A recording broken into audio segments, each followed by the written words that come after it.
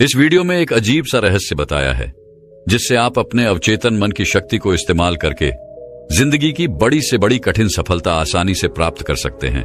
कैसे अपने अवचेतन मन की शक्ति को इस्तेमाल करना है, इसकी विधि क्या है, इस विषय पर हम आज एक अद्भुत कहानी आपको सुनाएंगे।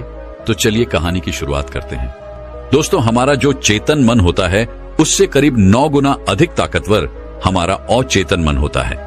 अगर 1 गुना ताकत हमारे चेतन मन के पास है तो इसका अर्थ यह हुआ कि उससे 9 गुना अधिक ताकत हमारे अवचेतन मन के पास है, क्योंकि अवचेतन मन ही हमारे पूरे शरीर को नियंत्रित करता है। चेतन मन हमारे दिमाग का एक हिस्सा है जो हमारे विचारों और भावनाओं से प्रेरित होता है, और हमारा चेतन मन ही तर्क वितर्क करने में हमारी मदद करता है। लेकिन दूसरी तरफ हमारा अवचेतन मन यह तर्क वितर्क नहीं करता, यह उस जानकारी को ग्रहण कर लेता है जो इसे चेतन मन देता है। इसीलिए जैसा हम अपने अवचेतन मन में सोचते हैं वैसे ही हम बनते चले जाते हैं। क्या आपने कभी इन बातों पर विचार किया है कि कोई व्यक्ति दुखी क्यों है और वहीं पर दूसरा व्यक्ति इतना सुखी क्यों है? एक व्यक्ति सुख और समृद्धि से भरा हुआ है, वहीं पर दूसरा व्यक्ति इतना गरीब और दुखी क्यों है? एक व्यक्ति भयभीत और डरा हुआ है, जबकि दूसरा व्यक्ति आस्था और विश्वास से भरा हुआ है। एक व्यक्ति बड़े से महलों में रहता है, वहीं पर दूसरा व्यक्ति गरीब और टूटी फूटी झोपड़ी में रहता है। कोई बहुत सफल है तो कोई असफल। कोई व्यक्ति कुछ ही मेहनत करके सफलता प्राप्त कर लेता है और वहीं पर कोई दूसरा व्यक्ति जीवन भर मेहनत करने के बाद भी असफल ही रह जाता है। तो आखिर इन सब चीजों का कारण क्या है? क्या आपने कभी इन पर विचार करने की कोशिश की है? हमारे जीवन में जो भी अच्छा है वह हमारे अचेतन मन पर निर्भर करता है। अर्थात यदि आप अपने अचेतन मन में यह बात डालेंगे, मेरे साथ जो कुछ भी होगा वह अच्छा होगा, मेरे साथ जो कुछ भी हो रहा है वह अच्छा हो रहा है और मैं एक दिन कामयाब जरूर बनूंगा, तो आप अवश्य ही अपने जीवन में कामयाब बन जाएंगे। वहीं पर यदि आप अपने अवचेतन मन में बुरी बुरी बातें डालेंगे, अर्थात नकारात्मक बातें कहेंगे, तो आपके जीवन में केवल नकारात्मकता ही भर जाएगी और आपके साथ कुछ भी अच्छा नहीं होगा। आप जहां जाएंगे वहां पर आपके हाथ केवल असफलता ही लगेगी। आप हमेशा निराश और परेशान ही रहेंगे, लेकिन उनका हल आपको कभी नहीं मिल पाएगा। इसलिए यदि आप भी अपने मन को अच्छी तरह से जानना चाहते हैं, वो सेवा काम करवाना चाहते हैं जो आप चाहते हैं, उसे अपने नियंत्रण में रखना चाहते हैं, तो इस वीडियो को अंत तक जरूर देखिएगा, क्योंकि इस वीडियो में आपको ऐसी महत्वपूर्ण जानकारियां मिलेगी जिसकी मदद से आप अपना जीवन अच्छे से जी सकते हैं। आप जो चाहें उसे हासिल कर सकते हैं। आप जिस भी लक्ष्य को प्राप्त करना चाहते हैं उसे आप प्राप्त कर सकते हैं। आज की इस वीडियो में हम यह जानने वाले हैं कि आखिर चेतन मन और अवचेतन मन में मुख्य अंतर क्या है और वह किस तरह से काम करता है, और हम अपने अचेतन मन में अच्छी बातें किस प्रकार से डाल सकते हैं जिससे हमारा जीवन परिवर्तित हो सके, हम सफलता की ओर आगे बढ़ सके। बहुत समय पहले की बात है, एक नगर में एक बहुत ही प्रसिद्ध गुरु रहा करते थे। उनकी ख्याति दूर दूर तक फैली हुई थी। उनके आश्रम में उनके कई शिष्य भी थे। एक दिन संध्या के वक्त वह गुरुवर अपने सभी शिष्यों को बुलाकर उन्हें उपदेश दे रहे थे। वे कह रहे थे, शिष्यों, हमारा मस्तिष्क 2 भागों में विभाजित है, चेतन मन और अवचेतन मन। चेतन मन हमारे मस्तिष्क का पहरेदार है, वहीं पर अवचेतन मन हमारा मालिक है। उन गुरु की आवाज सुनकर एक शिष्य खड़ा हुआ और वह उन गुरु से कहता है गुरुदेव, आप क्या कहना चाहते हैं? आप कहीं ये तो नहीं कह रहे कि हमारे भीतर कोई और है जो हमें चला रहा है, जो हमारी सारी क्रियाओं पर नजर रखे हुए हैं? इस पर गुरुवर उस शिष्य को मुस्कुराते हुए कहते हैं, भंते, मैं तुम्हें एक छोटी सी कहानी सुनाता हूं।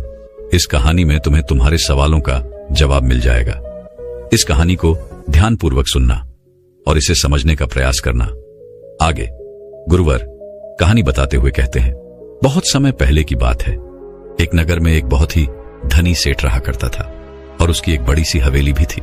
उसकी हवेली के द्वार पर हमेशा एक पहरेदार तैनात रहता था और हवेली में जब भी कोई उपद्रव होता, कोई शोर शराबा होता या लड़ाई झगड़े होते, तो उसकी आवाज चारों ओर गूंजने लगती और उस आवाज को सुनकर आसपास के पड़ोसी भी उस महल के पास आते और उस पहरेदार को खूब समझाने की कोशिश करते और कहते, देखो, तुम्हारी हवेली से बहुत सारी आवाजें आती हैं, लड़ाई झगड़े होते रहते हैं, जिससे हमारे घर की शांति भंग हो जाती है।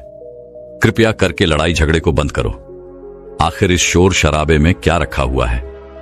इस तरह से लड़ाई झगड़े करके तुम अपना जीवन कैसे शांति से बिता सकते हो?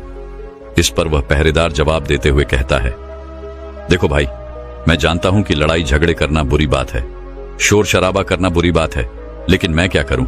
मैं भी इससे बहुत परेशान हूं। जो भी लड़ाइयां होती हैं वह हवेली में होती है, इससे मेरी भी शांति भंग होती है। लेकिन आप मुझे क्यों समझा रहे हैं? इसका कारण मैं तो नहीं, इसका कारण तो मेरा मालिक है। आप उसे जाकर समझाइए। यह बात सुनकर पड़ोसी भी यह बात समझ जाता कि बात तो सही है। आखिर इसमें इस पहरेदार की क्या गलती है? यह तो केवल अपना काम कर रहा है। गलती तो मालिक ही है। वह उपद्रव करता है, वह शोर शराबे करता है, वह लड़ाई झगड़े करता है, और जब भी उसे यह सब करने का मन होता है तो वह हवेली के बाहर आता है और उपद्रव करके वह वापस हवेली में जाकर बैठ जाता है। और जिन लोगों को भी उस हवेली के मालिक से तकलीफ होती, जिनकी भी शांति भंग होती, वे सभी आकर उस पहरेदार को ही समझाने का प्रयास करते। वह उसे खूब समझाते, लेकिन क्या इससे यह समस्या सुलझेगी?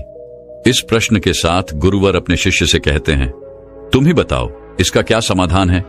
इस पर वे शिष्य गुरु के इस प्रश्न का जवाब देते हुए कहता है गुरुवर, जिन्हें भी उन हवेली के मालिक से तकलीफ है जो शोर शराबे करता है, लड़ाई झगड़े करता है और लोगों की शांति भंग कर देता है, उन सभी को उनसे बात करनी चाहिए, तभी तो इसका समाधान निकलेगा।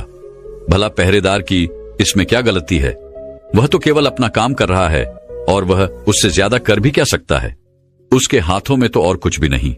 इस पर वह गुरुवर मुस्कुराते हुए अपने उस शिष्य से कहते हैं, भंते, ठीक इसी तरह से हमारा मन भी होता है। हमारा चेतन मन मनुष्य का पहरेदार होता है और पहरेदार को यह अच्छी तरह से पता है कि क्रोध करना बुरी बात है, बुरे शब्दों का इस्तेमाल करना बुरी बात है, अश्लील ख्यालों में खोए रहना बुरी बात है। अर्थात हमारे चेतन मन को यह बात बहुत अच्छी तरह से पता है कि गुस्सा करना, आलस करना, काम वासना जैसे विचार गलत है। ये सभी विकार हमारे भीतर नकारात्मक विचार उत्पन्न करते हैं, जिससे हमारा विनाश होता है। लेकिन वह कर भी क्या सकता है? वह चीज उसके हाथों में है ही नहीं, क्योंकि वह चीज वह कर ही नहीं रहा। ये तो वह अंदर बैठा मालिक कर रहा है, अर्थात हमारा अवचेतन मन, जो हमसे कोई भी कार्य बहुत ही आसानी से करवा लेता है। और ये सभी बातें हम में से हर सभी अच्छी तरह से जानते हैं, और हमें ऐसा लगता भी है कि हम अच्छी तरह से समझ चुके हैं, जैसे कि वह पहरेदार समझता है। लेकिन वास्तविकता में तो इससे हमारे जीवन पर कोई भी बुनियादी फर्क नहीं पड़ता। आगे वह गुरु उस शिष्य से कहते हैं, भंते, तुमने भी अपने आप को कई बार यह समझाने की कोशिश की होगी कि मुझे सुबह सही समय पर उठना है, आश्रम की साफ सफाई करनी है, भिक्षा मांगने जाना है और रात को आने के बाद मुझे ध्यान भी करना है। लेकिन क्या इससे कोई फर्क पड़ा? इसका जवाब देते हुए वे शिष्य कहता है, नहीं, बिल्कुल नहीं। मैंने कई बार अपने आप को समझाया है कि मुझे इस समय पर यह काम करना है, मुझे अपना समय व्यर्थ नहीं करना, मुझे अपने समय का इस्तेमाल करना है और मुझे आगे बढ़ना है। लेकिन मैं चाहकर भी उन सभी कार्यों को समय पर नहीं कर पाता। इस पर वह गुरुवर अपने उस शिष्य से कहते हैं, भंते, जब भी हम अपने आप को कुछ समझाने का प्रयास करते हैं तो हमें ऐसा लगता है कि अब हम समझ चुके हैं और अब हमसे कोई गलती नहीं होने वाली, और हम सोचते हैं कि अब हमारा जीवन बदल जाएगा, हम जो भी करेंगे अब वो सही होगा, अब तो हम जीवन में सफलता प्राप्त कर ही लेंगे। लेकिन दूसरे ही पल हम ये पाते हैं कि हमारे जीवन में कोई बुनियादी बदलाव आया ही नहीं, और ऐसा केवल हमारी नासमझी के कारण होता है। हम अपनी नासमझी के कारण अवचेतन मन की जगह पर अपने चेतन मन को समझाने का प्रयास करते हैं, अर्थात मालिक को छोड़कर हम पहरेदार से बात करते रहते हैं और उसे समझाने की कोशिश करते हैं। लेकिन तुम यह भूल जाते हो कि आखिर वह पहरेदार कर भी क्या सकता है? वह सब उसके हाथों में है ही नहीं। हमें तो अपने अवचेतन मन को समझाने की आवश्यकता है। हमारी बुद्धि, अर्थात वह पहरेदार जो यह समझ जाता है कि क्या सही है और क्या गलत, उसे कब क्या करना है, क्या नहीं करना। लेकिन ये सारी बातें केवल हमारे पहरेदार अर्थात हमारे चेतन मन के सीमित रह जाती हैं। ये सारी बातें हवेली के उस मालिक अर्थात हमारे अवचेतन मन तक तो पहुंच ही नहीं पाती, और यही कारण है कि हमारे जीवन में कभी कोई बुनियादी बदलाव हो ही नहीं पाता। ठीक उसी प्रकार जैसे कि यदि आपसे कोई कहता है कि पौधे में पानी डालोगे तो वह पौधा एक दिन बड़ा होगा और फिर उसमें फल आएंगे, फल लगेंगे, और आप उस बात को मान लेते हैं और उस पौधे में पानी भी डालते हैं। लेकिन आप पौधे की पत्तियों पर पानी डालते हैं और सोचते हैं कि इसमें फल फूल आएंगे। लेकिन जरा एक बार के लिए यह सोचिए, अगर पत्तियों में पानी डालोगे तो उसमें फूल और फल कैसे आएंगे? हमें तो उस पौधे की जड़ में पानी डालने की आवश्यकता है, लेकिन हम में से अधिकांश लोग केवल पत्तियों पर ही पानी छिड़क कर अपने आप को बहुत भाग्यशाली समझने लगते हैं। लेकिन वे यह भूल जाते हैं कि जो पानी वह पत्तियों पर छिड़क रहे हैं, वह पानी पेड़ की गहराइयों में तो जा ही नहीं पा रहा। तो ऐसे में उस पौधे पर फल और फूल कैसे लगेंगी? ठीक इसी प्रकार हम भी अपने मन के साथ ऐसा ही करते हैं, और यही कारण है कि हम अपने जीवन में जो भी चाहते हैं वह हमें नहीं मिल पाता। हम अपने जीवन में फल और फूल चाहते हैं, लेकिन वह हमें नहीं मिल पाता। इस पर शिष्य उन गुरुवर से कहता है गुरुवर, तो फिर हमें क्या करना चाहिए? क्या ऐसा कोई उपाय है जिससे हम अपने चेतन मन की सारी बातें अपने अवचेतन मन तक पहुंचा सकें? ऐसी कोई प्रक्रिया है जिसमें हम अपने संदेश को अपने अवचेतन मन तक पहुंचा सके? इस पर वह गुरुवर शिष्य से कहते हैं, भंते, यदि तुमने अपने संदेश को अवचेतन मन तक पहुंचा दिया, तब तुम जो चाहोगे वो इच्छा प्राप्त कर सकते हो। तुम जैसा चाहो उस लक्ष्य को प्राप्त कर सकते हो, क्योंकि हमारा अवचेतन मन हमारे चेतन मन से 9 गुना अधिक शक्तिशाली होता है। आपने कभी ना कभी यह देखा ही होगा कि एक मनोवैज्ञानिक जब किसी के मन के गुप्त राज्य को जानने की कोशिश करता है, तब वह मनोवैज्ञानिक जब उसके मन की बात को बाहर निकलवाना चाहता है, उसके अतीत में जो भी घटना घटी है उसमें साफ साफ रूप से प्रवेश करना चाहता है, तो इसके लिए वह हिप्नोटिज्म का उपयोग करते हैं। और आप में से अधिकांश लोगों ने इस प्रक्रिया को देखा ही होगा। इस प्रक्रिया का प्रयोग करके मन की सारी सूचनाएं अपने आप ही बाहर निकलती हैं। इस प्रकार किसी के भी मन को काबू में करके हम उससे जो चाहे वो कार्य करवा सकते हैं। हाँ, अब आपके मन में यह भी प्रश्न उठ रहा होगा कि शायद वो सभी हमारे अवचेतन मन की चाल को समझते हैं, वह इसे अच्छी तरह से जानते हैं कि उसे किस तरह से अपने काबू में किया जाता है। तो इसका जवाब बड़ा ही सीधा और सरल है, और इसका जवाब है हाँ, क्योंकि उन्होंने इसके ऊपर कई बार प्रयोग किया होता है और वह इसमें इतने निपुण हो जाते हैं कि वह किसी भी दूसरे मन पर अपना काबू कर सकते हैं। और अगर आप भी अपने अवचेतन मन की बात को समझते हैं, अपने मन की चाल को समझते हैं, तो आप भी अपने ही नहीं बल्कि किसी दूसरे के मन को भी वश में कर सकते हैं। आगे गुरुवर अपने उस शिष्य से कहते हैं, भंते, अपने अचेतन मन तक संदेश पहुंचाने के लिए आपको अपने चेतन मन को शांत करना होगा, उसे सुलाना होगा। और ऐसा इसलिए क्योंकि हमारा चेतन मन तर्क वितर्क करने में माहिर है। वो एक पहरेदार है, वो हमारी रक्षा के लिए हमेशा तैनात रहता है। इसलिए जब भी तुम अपना कोई संदेश उस चेतन मन तक पहुंचाने की कोशिश करोगे, तो वह तुमसे तर्क वितर्क जरूर करेगा और हमें अपनी बात अपने मालिक तक पहुंचाने की हमें इजाजत तक नहीं देगा। जब तक कि हम अपनी बात अपने चेतन मन को अच्छी तरह से समझा नहीं देते या उसे शांत नहीं कर देते, तब तक वह हमें उस हवेली में घुसने नहीं देगा, क्योंकि हमारी सामान्य बुद्धि अर्थात हमारा चेतन मन तर्क वितर्क करने में माहिर होता है।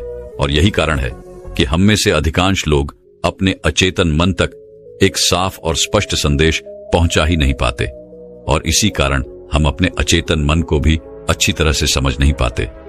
और हमारा अचेतन मन तर्क वितर्क नहीं करता, उसे तो केवल साफ और स्पष्ट संदेश चाहिए जिस पर वह कार्य कर सके। और उस तक हम साफ और स्पष्ट संदेश तभी पहुंचा सकते हैं जब हमारा मन पूरी तरह से शांत रहेगा, जब हमारे मन में और कोई विचार नहीं होंगे। और यही कारण है कि जब एक मनोवैज्ञानिक किसी के मन पर प्रयोग करता है, उसके मन को काबू करने की कोशिश करता है, उससे मनचाही बात निकलवाने की कोशिश करता है, तो सबसे पहले वह उसके चेतन मन को ही सुनाता है। आपने कहीं ना कहीं ये तो देखा ही होगा कि उनके सामने एक पेंडुलम जैसी चीज उनकी आंखों के सामने रख दी जाती है और उसे घुमाया जाता है, जिसे लगातार देखने के बाद वो व्यक्ति पूरी तरह से निद्रा में चला जाता है। और इस कारण उसका चेतन मन पूरी तरह से शांत हो जाता है।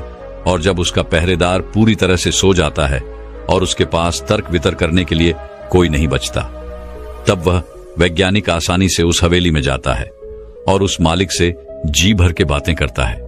जो बातें वह चाहता है वह बातें वह उससे निकलवा देता है। तिब्बत के एक महान दार्शनिक ने कहा था कि अगर बात समझ में आ जाए तो आपका जीवन परिवर्तित हो जाता है। लेकिन उन्होंने वह बात उस समय के लोगों के लिए कही थी, क्योंकि उस समय तिब्बत और बाकी दुनिया के लोग बहुत सरल हुआ करते थे।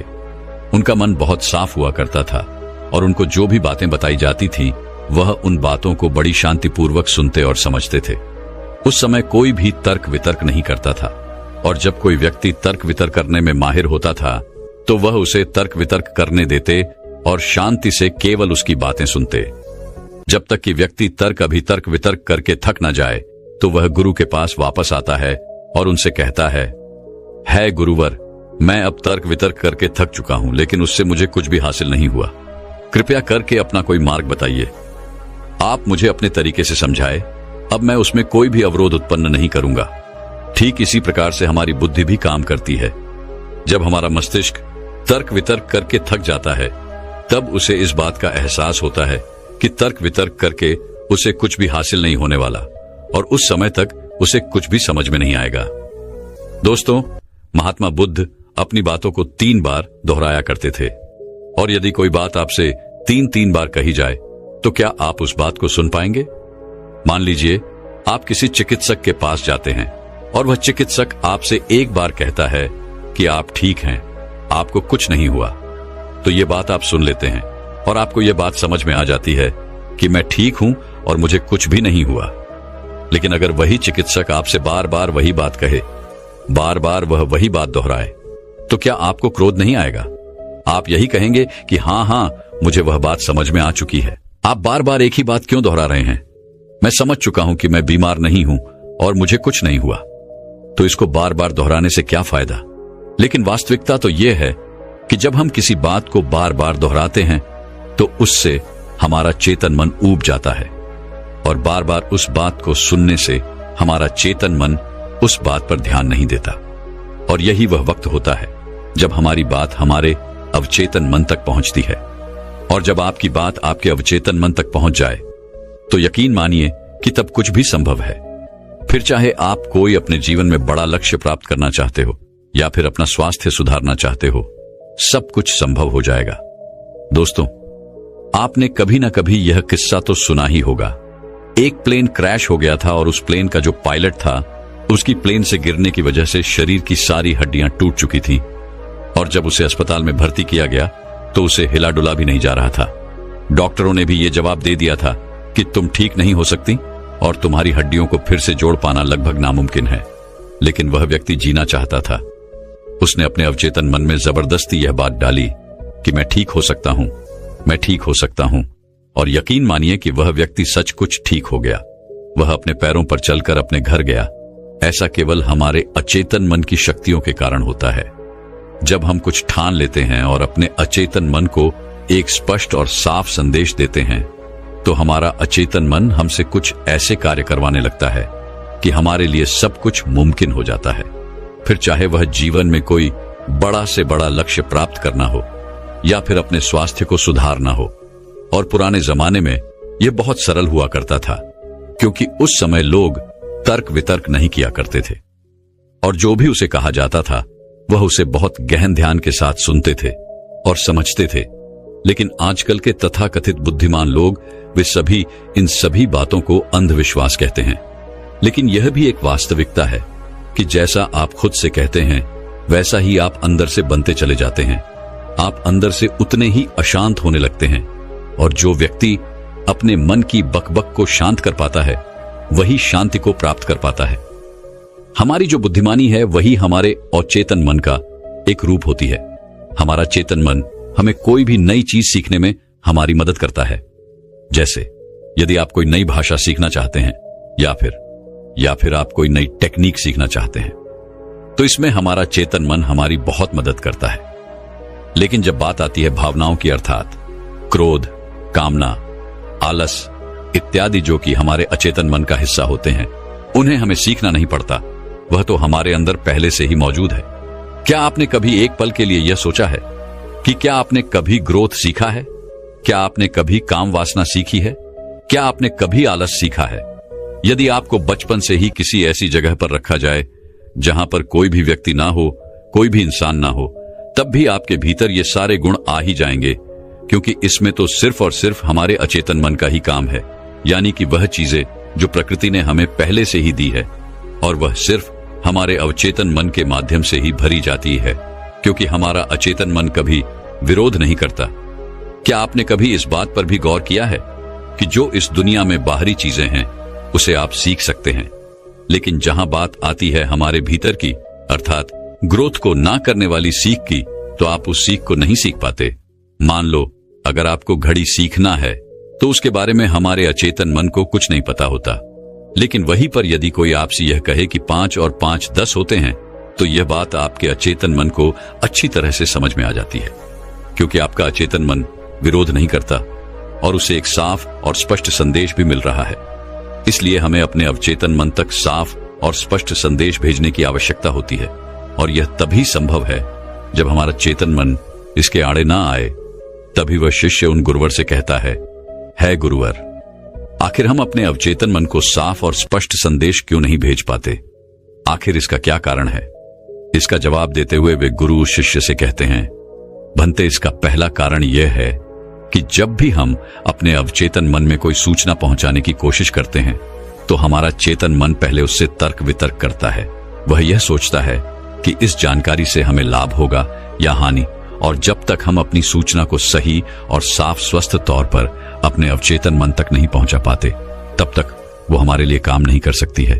मान लीजिए कि आप ईश्वर के सामने हाथ जोड़कर खड़े हैं और उनसे प्रार्थना कर रहे हैं कि है ईश्वर, मुझे एक अच्छी नौकरी मिल जाए, मैं अच्छी तरह से कामयाब हो जाऊं। इस दौरान हमारा चेतन मन यह सोचता है कि आखिर मुझे नौकरी मिल जाएगी और मैं कामयाब हो जाऊंगा, तो उसके बाद मैं क्या करूंगा? मैं ऐसा घर खरीदूंगा, ऐसी गाड़ी खरीदूंगा, अपने परिवार के लिए यह करूंगा, वो करूंगा, अपना खुद का व्यापार शुरू करूंगा। ऐसे कई प्रकार के विचार हमारे चेतन मन में उठने लगते हैं, और इसी कारण हम अपने औचित्य मन तक साफ और स्पष्ट संदेश भेज नहीं पाते।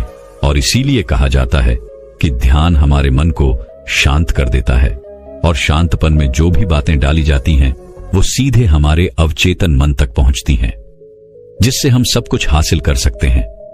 जो भी अपने जीवन में हासिल करना चाहते हैं वह सब कुछ हमें बहुत आसानी से मिल जाता है। यदि आप भी अपने जीवन में बुनियादी रूप से परिवर्तन चाहते हैं, जीवन में कुछ बदलाव चाहते हैं और अपने जीवन में किसी लक्ष्य को प्राप्त करना चाहते हैं, तो आपको अपने अवचेतन मन तक साफ और स्पष्ट संदेश भेजना ही होगा। अपने अवचेतन मन को अपने वश में करना ही होगा, और अपने अवचेतन मन को वश में करने के लिए आप यह एक तरीका अपना सकते हैं। अगर आपको कोई चीज पानी है तो आपको उस चीज को मंत्र की तरह मन में दोहराना होगा, और ऐसा आपको करीब 28 दिन तक करना होगा। और यदि इस दौरान आपसे कोई यह कहे कि इससे कोई फर्क नहीं पड़ने वाला, यह सब बेकार की बातें हैं, तो उनकी बातों पर यकीन मत कीजिएगा, क्योंकि यदि आप कोई बात मंत्र की तरह दोहराते हैं तो वह मंत्र अर्थात वो बातें हमारे अवचेतन मन तक पहुंच जाती हैं। और एक बार यदि आपकी बात आपके अवचेतन मन तक पहुंच गई तो हम दुनिया की कोई भी चीज पा सकते हैं। हम किसी भी बड़े से बड़े लक्ष्य को हासिल कर सकते हैं, और उसके लिए आपको बस इतना ही करना है। जब भी आप रात को सोने जाएं तो बिस्तर पर लेटने के बाद नींद आने से ठीक पहले आपको करीब 10 से 15 बार अपने मन में उस मंत्र को दोहराना है जो भी आप चाहते हैं, और ऐसा करते हुए आपको नींद में चले जाना है, क्योंकि हमारा अचेतन मन कभी नहीं सोता। वो 24 घंटे 365 दिन आपके लिए लगातार काम करता रहता है, जबकि रात को सोते समय हमारा चेतन मन पूरी तरह से शांत होता है और वह सो जाता है। और यही वह समय है जब हमारा अवचेतन मन पूरी तरह से जागृत होता है। यह सबसे ज्यादा शक्तिशाली होता है। रात को सोते वक्त जो भी बातें आप अपने मन में डालते हैं, आप वैसे ही बनते चले जाते हैं। कभी आपने इस बात पर गौर किया है कि जब भी आप रात को सोते वक्त कोई नकारात्मक बात या नकारात्मक जानकारी लेते हैं तो सुबह उठते ही आपको नकारात्मक विचार आते हैं, और वहीं पर यदि आप रात को सोते वक्त सकारात्मक जानकारी या सकारात्मक बातें करते हैं तो अगले दिन सुबह आप बहुत ज्यादा ताकतवर महसूस करते हैं। आपका दिन पहले से ज्यादा अच्छा लगने लगता है, आप अच्छा महसूस कर पाते हैं। इसलिए रात को सोते वक्त कभी भी अपने आप से नकारात्मक बातें ना करें। हो सके तो हमेशा अपने आप से सकारात्मक बातें करें, या फिर आप चाहें तो इस प्रयोग को भी अपना सकते हैं और अपने जीवन में जो कुछ भी चाहे आप उसे पा सकते हैं, क्योंकि एक बार यदि आपका लक्ष्य आपके अवचेतन मन तक पहुंच गया तो उसे पाना बहुत आसान हो जाएगा। फिर वह चाहे कितना भी बड़ा क्यों ना हो, वह चाहे कितना भी कठिन क्यों ना हो, आप उसे हासिल कर ही लेंगे, आप उसमें कामयाबी पा ही लेंगे। इतना कहकर वह गुरुवर शांत हो गए और वह शिष्य भी यह समझ चुका था कि आखिर हमारे चेतन मन और अवचेतन मन में क्या अंतर होता है और किस प्रकार हम अपने लक्ष्य को प्राप्त कर सकते हैं। तो दर्शकों, चलिए अब सफलता पाने के ऊपर अगली रोचक कहानी की शुरुआत करते हैं। दोस्तों, जब हम यह सोचते हैं कि जो हुआ वह अच्छा नहीं हुआ, ऐसा नहीं होना चाहिए था, यदि मैं कोई तरकीब या कोई उपाय अपना लेता तो ऐसा नहीं होता, यदि मैंने किसी से सलाह ही ले ली होती या फिर खुद की सूझबूझ का इस्तेमाल किया होता तो आज मुझे यह परेशानियां नहीं उठानी पड़ती, मैं आज इस तरह से तकलीफों में नहीं रहता। इस प्रकार हम खुद को कोसने लगते हैं, खुद को दुखी करने लगते हैं। मैं आपको बता दूं कि इस तरह का पश्चाताप करने से आपको कोई लाभ नहीं होने वाला। आप चाहे कितने भी हाथ पैर मार लें, चाहे आप लाखों कोशिशें कर लें, लेकिन आप अपने अतीत को बदल नहीं सकते, क्योंकि इस तरह के विचार केवल चिंता पैदा करते हैं। लेकिन यही चिंता अर्थात यही पश्चाताप हमारे लिए बहुत लाभदायक भी साबित हो सकता है। अब आप में से कई लोग यह सोच रहे होंगे कि भला जो बीत गया, यदि हम उस पर सोच विचार कर रहे हैं तो यह हमारे लिए कैसे लाभदायक हो सकता है। हम तो पहले ही मुसीबत में हैं, हम तो पहले से ही तकलीफ में हैं, तो ऐसे में यह हमारे लिए कैसे फायदेमंद हो सकता है। दोस्तों, अगर आप उन गलतियों से सीख लेकर खुद को बदलने का प्रयास करें तो आप अपना आने वाला भविष्य खुद ही बदल सकते हैं, उसे संभाल सकते हैं। अगर अतीत की गलतियों से सीख लेकर खुद को बदलने का प्रयास किया जाए तो सही मायने में वही पश्चाताप कम होता है। आज की जो बौद्ध कहानी मैं आपको सुनाने जा रहा हूं, इस कहानी के माध्यम से मैं आपको कुछ ऐसे तरीके बताने वाला हूं जिन तरीकों को अपनाकर आप अपने जीवन में इस प्रकार के पश्चाताप से बच सकते हैं। आप अपनी अतीत की गलतियों को भुलाकर आप अपने आप को वे एक नया इंसान बन सकते हैं। जो लोग खुद पर संदेह करते हैं, जो अपने ही विचारों में उलझे रहते हैं, जिन्हें उनकी अतीत की गलतियां परेशान करती रहती हैं, उनके लिए यह एक वरदान साबित हो सकता है। एक समय की बात है, एक नगर में एक युवक रहता था जो अपने कर्मों से बहुत परेशान था। उसने 30 साल कड़ी मेहनत की, लेकिन उसके बाद भी उसे अपने कर्मों का फल नहीं मिला, जिस कारण वह अंदर से बहुत निराश हो चुका था।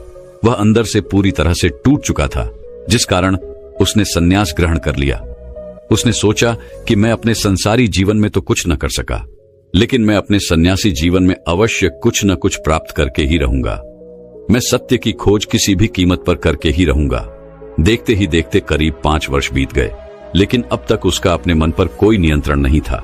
जब भी वह भिक्षा मांगने किसी नगर में जाता और वहां पर यदि उसकी नजर किसी सुंदर स्त्री पर पड़ जाती तो उसके मन में कामुक विचार उठने लगते थे, और जब भी वह शांत होता और अकेले कहीं पर बैठता तो उसे खुद पर क्रोध आता, उसे खुद पर पश्चाताप होता, और तब वह यह सोचता कि आखिर मैं सन्यासी क्यों बन गया जब मैं अपने मन पर नियंत्रण ही नहीं पा सकता। तो मेरे इस सन्यासी जीवन का क्या फायदा? इससे तो अच्छा होता कि मैं किसी अच्छी और सुंदर स्त्री से विवाह कर लेता, पैसे कमाता और अपना घर परिवार संभालता। हो सकता था कि मेरे अपने बच्चे भी होते, लेकिन मैं भी कितना बेवकूफ हूं। मैंने अपने सारे सुख त्याग दिए और ना जाने क्यों मैं इन जंगलों में आ गया, ना जाने क्यों मैंने सन्यास ग्रहण कर लिया।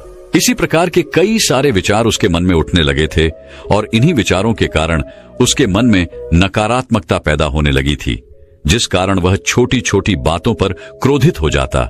वह अपने आप को कोसने लगता। जब भी वह किसी सफल सन्यासी को देखता तो उसके मन में जलन पैदा होने लगती, और वह उन्हें नीचा दिखाने के लिए हर मुमकिन प्रयास भी करता। इसी प्रकार के कई तरह तरह के विचार उसे परेशान करने लगे थे, और अब वह और भी ज्यादा चिंतित रहने लगा था। उसने खाना पीना पूरी तरह से छोड़ दिया था। एक दिन रात्रि के वक्त वह आश्रम के बाहर बैठकर रो रहा था, और रोते रोते उसने यह तय किया कि वह अपना जीवन समाप्त कर देगा। यह सोचकर वह आश्रम से निकल पड़ा और एक पहाड़ की चोटी पर जाकर खड़ा हो गया। रोते रोते वह यह सोच रहा था कि मैं चाहकर भी अब अपनी पुरानी जिंदगी में वापस नहीं लौट सकता, क्योंकि मैंने सबके सामने सन्यास ग्रहण किया है, और एक बार सन्यास ग्रहण करने के बाद इंसान का घर परिवार सब कुछ छूट जाता है। ऐसा सोचता हुआ वह उस पहाड़ से नीचे की ओर देख रहा था।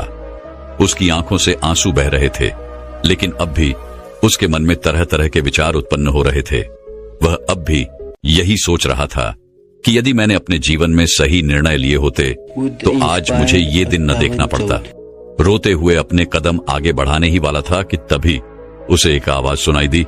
कोई उससे चिल्लाकर यह कह रहा था, भंते रुक जाओ, जहां छोड़कर जा रहे हो वापस वहीं से शुरुआत करनी पड़ेगी, इसलिए एक बार फिर सोच लो। यह आवाज सुनकर वह सन्यासी रुक गया। उसने पीछे मुड़कर यहां वहां देखा, लेकिन उसे वहां पर कोई भी दिखाई नहीं दिया। तभी उसने जोर से चिल्लाकर कहा, कौन हो तू? तभी उसकी नजर एक बूढ़े बौद्ध भिक्षु पर पड़ी और उन्हें देखकर वह सन्यासी और भी क्रोधित हो उठा और कहने लगा, कौन हो तुम और मुझे क्यों रोकना चाहते हो? तभी वह बूढ़ा बौद्ध भिक्षु उस सन्यासी से कहता है, भंते, मैं तो बस इतना ही कह रहा हूं, तुम जहां छोड़कर जा रहे हो तुम्हें वापस वहीं से शुरुआत करनी पड़ेगी, इसलिए निर्णय लेने से पहले एक बार फिर सोच लो, कहीं तुम फिर से गलत निर्णय तो नहीं ले रहे। तभी वह सन्यासी क्रोधित होकर उन बौद्ध भिक्षु से कहता है, आपको क्या लगता है कि मैं बार बार यही गलतियां दोहराऊंगा? मैं मानता हूं कि मैंने अनजाने में गलतियां की है और इसका मतलब यह नहीं कि बार बार मैं यही गलतियां दोहराते रहूंगा। मैंने अपनी गलतियों से बहुत बड़ी सीख ली है, लेकिन अब मैं उन गलतियों को ठीक नहीं कर सकता। अब मैं उन्हें बदल नहीं सकता, इसलिए मैंने बहुत सोच समझकर यह फैसला लिया है। उस सन्यासी की यह बात सुनकर वह बूढ़ा बौद्ध भिक्षु जोर जोर से हंसने लगा और उस सन्यासी से कहता है, भंते, अतीत की गलतियां कोई नहीं सुधार सकता, क्योंकि बीता हुआ समय कभी लौटकर नहीं आने वाला। हाँ, वे लोग मूर्ख होते हैं जो यह कहते हैं कि वे लोग अतीत को बदल सकते हैं।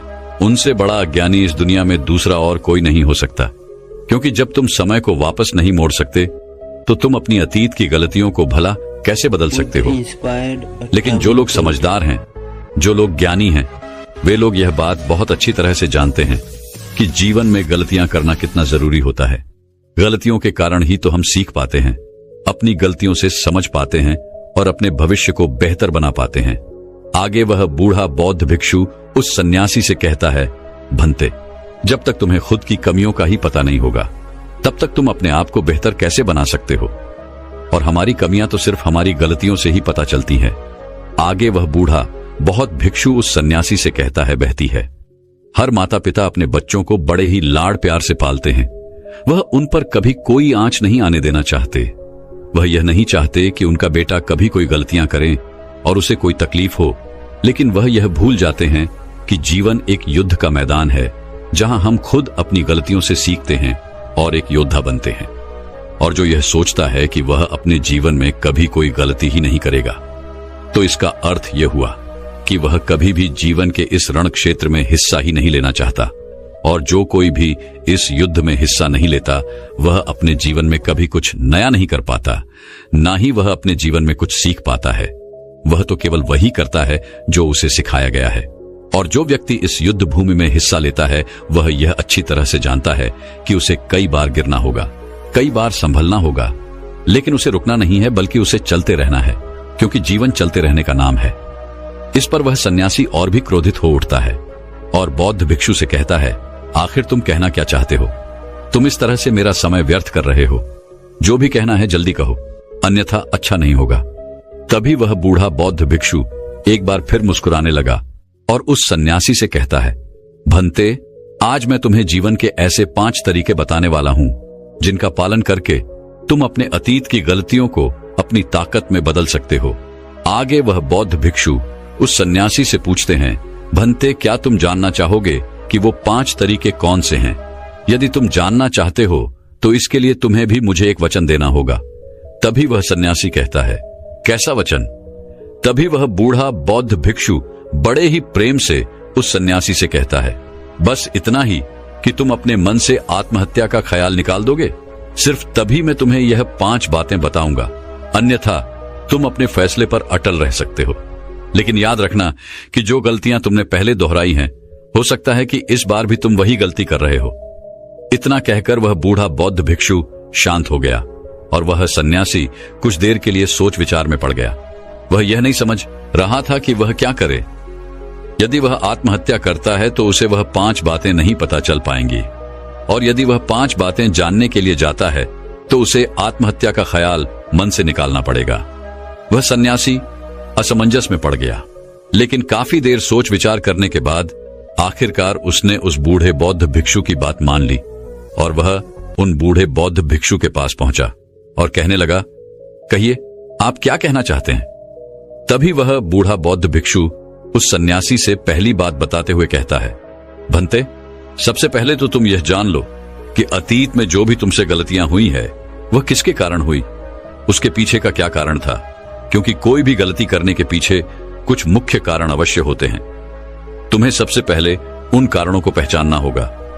वह कारण या तो कोई मजबूरी हो सकते हैं या कोई इंसान हो सकता है जिसके कारण तुमने वो सारी गलतियां की, या फिर हो सकता है कि तुमने वो गलतियां केवल अपने स्वार्थ के लिए की हो। तुम्हें उन कारणों को पहचानना होगा। यदि तुम्हें किसी से धोखा मिला तो क्यों मिला? क्या तुमने कभी इसके ऊपर विचार किया है? क्योंकि शायद तुमने उस पर हद से ज्यादा विश्वास किया होगा।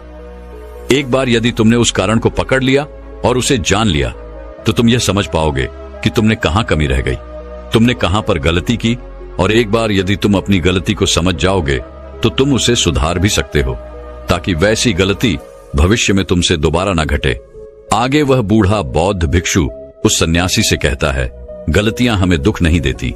दुख हमें तब होता है जब हम अपनी गलतियों को बार बार दोहराते हैं, जब हमें इस बात का एहसास होता है कि शायद हम अपनी गलती को अब सुधार नहीं सकते और शायद हमारे भीतर अब उतना आत्मबल नहीं बचा कि हम उन गलतियों से सीखकर उन्हें सुधार सकें।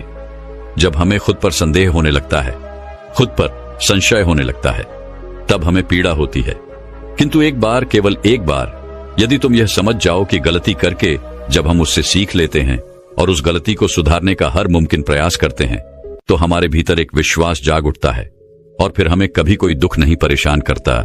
इसलिए हमें किसी भी गलती के पीछे का कारण जानना बहुत आवश्यक होता है, और इसके लिए तुम चाहो तो खाली बैठकर चिंतन कर सकते हो। यह इतना मुश्किल भी नहीं है।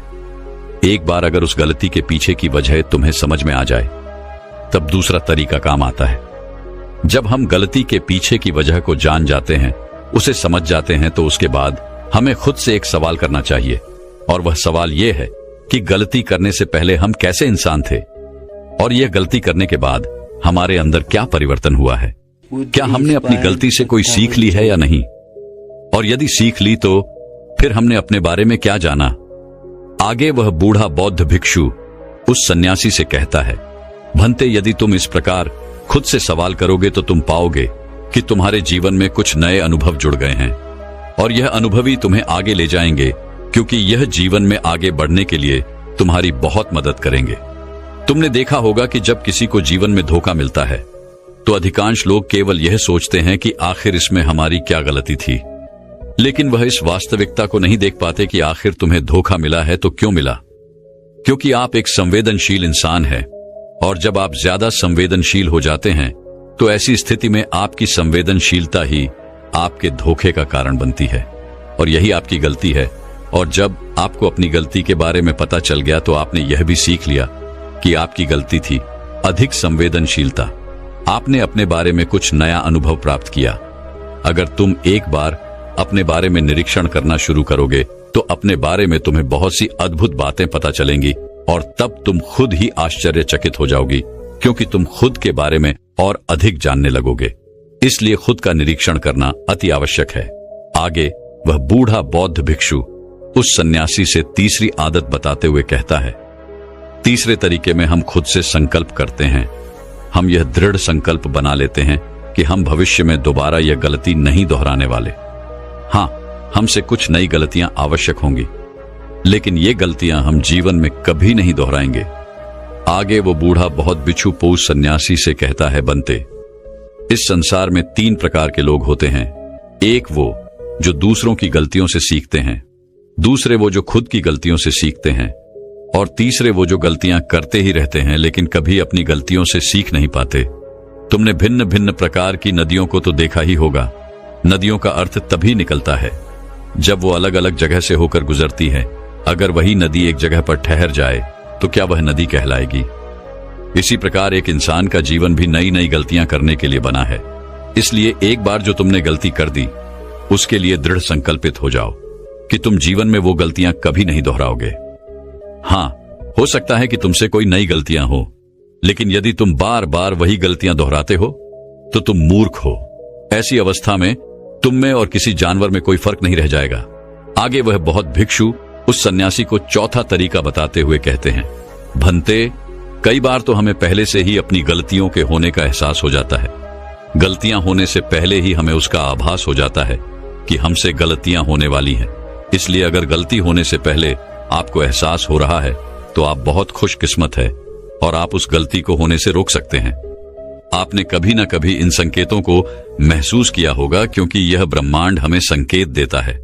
लेकिन फिर भी हम में से अधिकांश लोग इन बातों को नजरअंदाज कर देते हैं, जिसका परिणाम हमें बाद में भविष्य में भोगना पड़ता है। लेकिन जैसे जैसे आप अपने इन अतीत की गलतियों से सीखने लगते हैं तो आपका अनुभव बढ़ने लगता है, जीवन के बारे में समझ पैदा होने लगती है, और जब हमारी समझ बढ़ने लगती है तो गलतियों को होने से रोका भी जा सकता है। इसलिए बुद्धिमानी का इस्तेमाल करें, चिंतन करिए कि आप जो भी काम करने जा रहे हैं आखिर उसका परिणाम क्या हो सकता है। कहीं वह काम कोई गलती तो नहीं कहलाएगा। इसी तरह से एक मनुष्य जीवन के परिपक्वों में बांटा जाता है और इसी से आपका विकास होता है, और हम सभी को इस राह से होकर गुजरना ही पड़ता है, अन्यथा हमारा जीवन वहीं पर ठहर जाएगा। हम कभी भी आगे नहीं बढ़ पाएंगे। यदि आप अपने जीवन में आगे बढ़ना चाहते हैं, किस लक्ष्य को प्राप्त करना चाहते हैं, तो आपको इस कार्य प्रणाली को अपनाना ही होगा, इसे समझना ही होगा।